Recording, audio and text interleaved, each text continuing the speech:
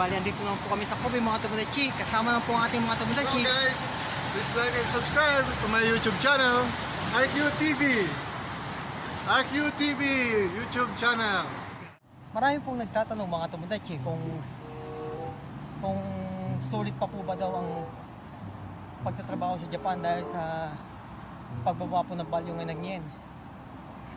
Para po sa akin mga Tomodachi, totoo po na lumiliit po, bumababa ang value ng yen. Pero hindi po yun ang isa sa mahalaga po. Ang mahalaga po mga Tomodachi ay meron po tayong pinagkukunan o meron po tayong trabaho na ginagampanan sa araw-araw para meron po tayong maisuporta sa ating mga pamilya at sa ating mga mahal sa buhay dyan sa Pilipinas. Para meron po tayong pera maipadala. Dahil ano naman po yung mga Tomodachi talagang minsan bumababa